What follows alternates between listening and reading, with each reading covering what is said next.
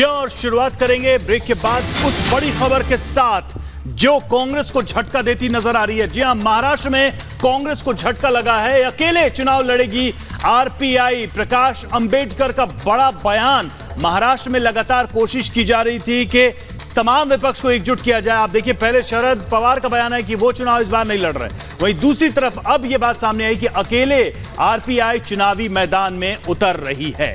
तो ये बड़ा झटका है कांग्रेस के लिए, क्योंकि जिस तरह से एकजुटता की कोशिश कांग्रेस की तरफ से की जा रही थी, तो पहले दिल्ली में भी बात नहीं बनी आम आदमी पार्टी के साथ, और अब महाराष्ट्र में भी कांग्रेस को झटका लगा है। आरपीआई अकेले चुनाव लड़ेगी, प्रकाश अंबेडकर का ये बयान आया है।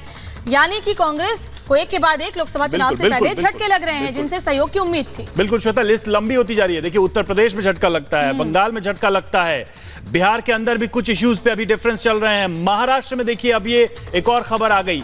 तो एक के बाद जिन यूपीए प्लस की बात कांग्रेस के नेता करते रहे, खासकर सचिन पायलट की यूपीए और उसके साथ कुछ और सहयोगी, अभी यूपीए को ही बनाने के लिए जिन सहयोगियों से उम्मीद थी वही अलग हो रहे हैं। अब महाराष्ट्र से ये बड़ी खबर है कि आरपीआई जो है वहां पर अकेले चुनाव लड़ेगी। मुंबई से हमारे संवाददाता विवेक जुड़े हुए हैं इस वक्त। विवेक, क्या वजह रही कि ये माफ कीजिएगा दिनेश, क्या वजह रही कि आरपीआई ने अकेले जाने का फैसला लिया?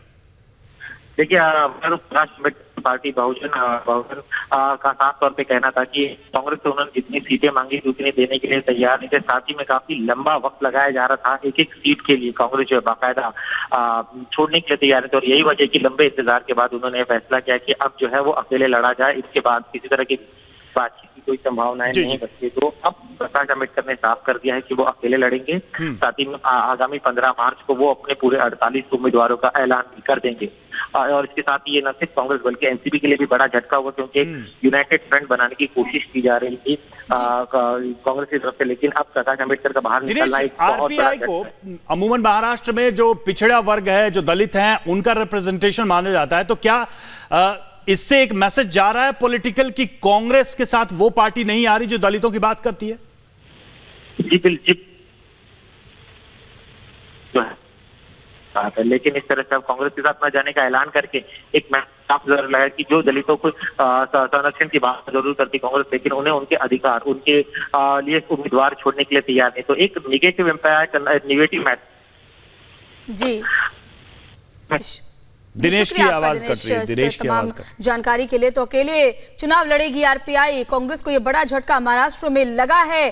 प्रकाश अंबेडकर ने यह साफ कर दिया है कि आरपीआई सभी सीटों पर अकेले ही चुनाव लड़ेगी। कांग्रेस के साथ गठबंधन महाराष्ट्र में आरपीआई का नहीं होगा। जी हां, रिपब्लिकन पार्टी ऑफ इंडिया और उसकी तरफ से साफ तौर पर कहा गया कि कांग्रेस के साथ वो चुनावी मैदान में नहीं जाएंगे। अब देखिए किस तरीके से कांग्रेस मैदान में उन लोगों से ही टकराने जा रही है जिनसे सहयोग की उसे काफी उम्मीद थी, और ऐसा लग रहा था कि इनको लामबंद करते हुए बीजेपी के सामने एक बड़ी चुनौती कांग्रेस महाराष्ट्र में पेश करेगी।